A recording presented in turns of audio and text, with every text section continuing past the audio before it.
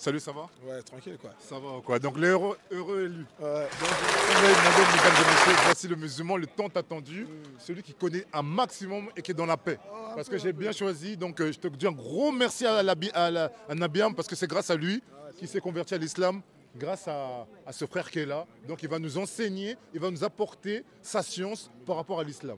Comment vas-tu? Ouais, tranquille. Et toi? Ça va tranquille, on est avec. Moi, c'est l'enfant terrible. L'enfant terrible. Voilà, Donc sur les réseaux. voilà, ok. Dis-moi, est-ce que tu peux me dire exactement, en un premier temps, qu'est-ce que c'est que l'islam? En 3 minutes. Point d'interrogation.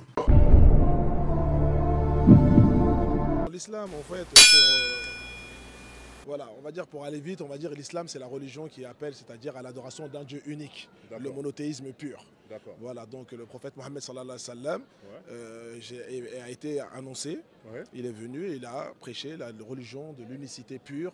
Il appelle toute l'humanité, vraiment toute l'humanité, à adorer qu'un seul Dieu, tout en s'éloignant de l'idolâtrie et de toute forme de... Voilà. D'accord. Et le prophète Mohammed, parce qu'il faut respecter, c'est un prophète, donc il faut toujours respecter les prophètes. Dis-moi exactement sur quel livre on doit connaître ses connaissances. Bon, pour connaître le prophète Mohammed, le premier livre, ce serait déjà le Coran. Oui. Hein, le Coran, effectivement. Et ensuite, il y a plein de livres, entre autres, c'est-à-dire la Sira.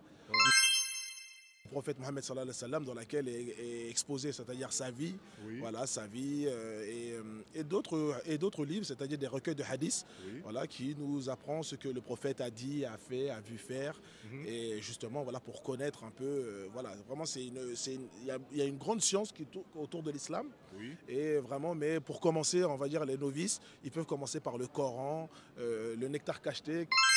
Il y a un livre sur la sira du prophète sallallahu alayhi wa sallam et un recueil de hadiths qu'on appelle le jardin des vertueux. Yes! Riyad al-Salihin, pour avoir une petite base comme ça. D'accord. Et on m'a dit qu'il y a plusieurs côtés. On m'a dit qu'il y avait les sunnites et chiites. C'est quoi?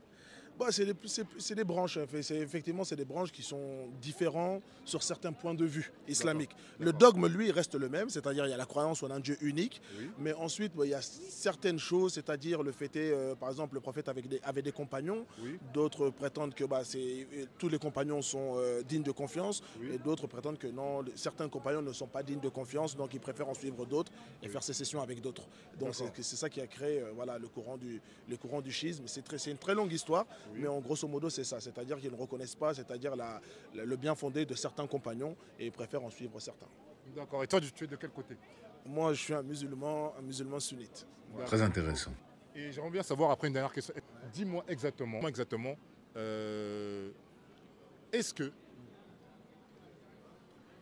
quand est-ce que, dans un an, dans une année, on fera le ramadan 2 fois? Point d'interrogation. Déjà, parle-moi du ramadan en 30 secondes et après comment on va faire? Le ramadan, c'est une injonction divine qui appelle les croyants, c'est-à-dire à faire le ramadan pendant 1 mois. C'est quelque chose qui a été prescrit à toutes les communautés religieuses. Et donc, il y a 1 mois où on doit s'abstenir de manger, de boire du lever du soleil jusqu'au coucher du soleil. Voilà. Donc, ça tombe bien, j'ai parlé avec Nav, c'est-à-dire au sujet de ce mois où il y aura, de cette année où il y aura le ramadan 2 fois. Donc c'est vrai? C'est vraiment vrai? Oui, c'est vraiment vrai. C'est parce que le ramadan va être fait au début de l'année et il va revenir à la fin de l'année parce que les années solaires et les années lunaires ne sont pas pareilles. Il y a un décalage entre les deux. C'est en quelle année? J'avoue, j'ai oublié c'était en quelle année. Effectivement, c'est pas grave. Mais moi, je vais te dire la date. Parce que tu es un frère. C'est en 2030. En 2030, voilà. En 2030. C'est ça qu'il a dit. C'est ça qu'il avait dit. Je te remercie. On coupe.